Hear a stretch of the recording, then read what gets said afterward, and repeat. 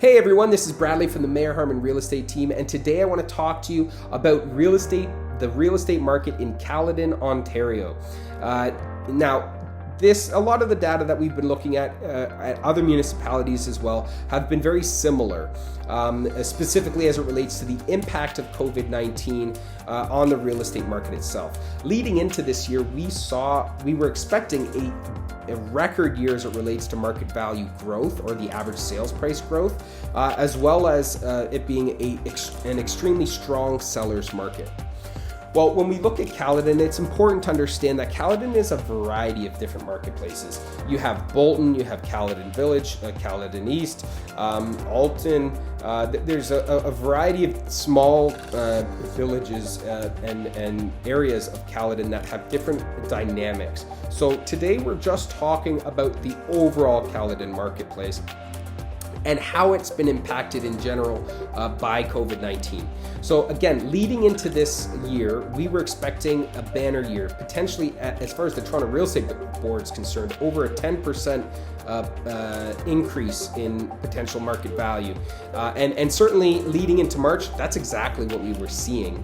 Now, obviously, Caledon homes are varied, so the average sales price is definitely varied based upon the size and the location of those homes. For instance, the homes that are located more in the countryside tend to have more acreage and tend to be larger homes, so therefore their prices tend to be much higher and driving that average up. Whereas in town, the houses are smaller and therefore bring that average down. So keeping that as a grain of salt when you're talking about what's been happening. But let's move on. March of 2020, we saw an average sales price in Mississauga at $983.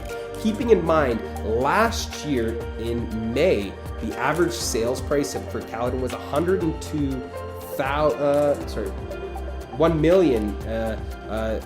$1,025,000 was the average sales price for Mississauga. So that's actually a decline, certainly. But that being said, months of inventory was 2.73. That means of the homes that came on the market, it took 2.7 months in order for all of those homes currently on the market to be sold, with 74 being sold in a given month. Well, what happened in April? Because March, we saw the state of emergency come into effect on March 17th. So there was really only 2 months of impact for that month.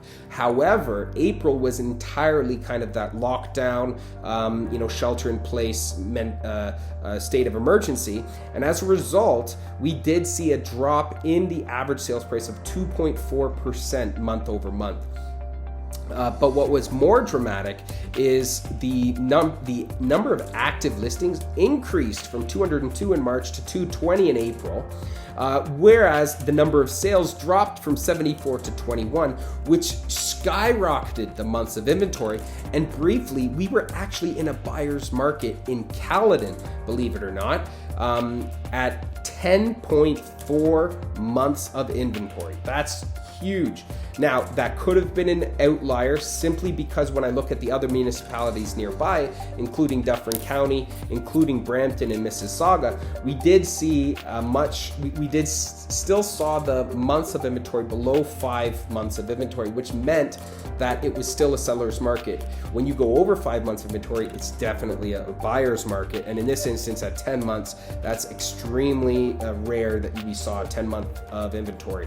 And so, that being said, that was an extreme because leading into May, the month of May, now looking back at last month, we saw that the months of inventory dropped back down from 10.47 down all the way to 3.5. So it went straight back to a seller's market. In April, we saw the market average price drop 2.4% to $960, whereas in May, it went back up 4%. So it was actually May, we're higher of an average sales price than we were in March, up 4% to almost just under $1 million average sales price. So $999,899 was the average sales price in May.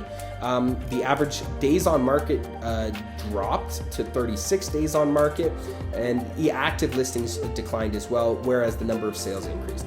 I know that's a lot of numbers. I guess the big number that you need to understand is we're still down 2.5% in Caledon year over year. But I would argue that a lot of that has to do with some of the bigger homes in Caledon and not so much Bolton, because we have seen Bolton's real estate market extremely hot, multiple offers, low days on market. So do keep that as a grain of salt. In the very strong urban areas, we saw a lot of competition and certainly no shortage of buyers, whereas in the countryside, in the rural areas, we did see a drop in demand, and of course a lot of that had to do with the fear component. Moving into June, we still see a significant increase in buyers over sellers, but we will definitely give you more updates as we progress through the year.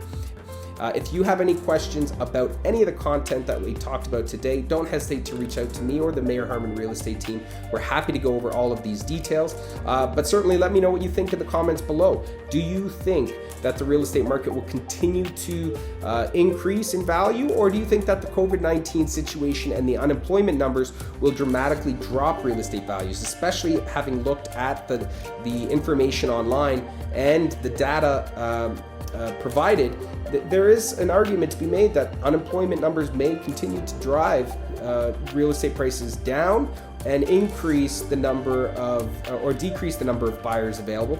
That being said, we are historically at a low supply of homes and an extremely low interest rate or carrying cost for homes based on the prime interest rate from the Bank of Canada.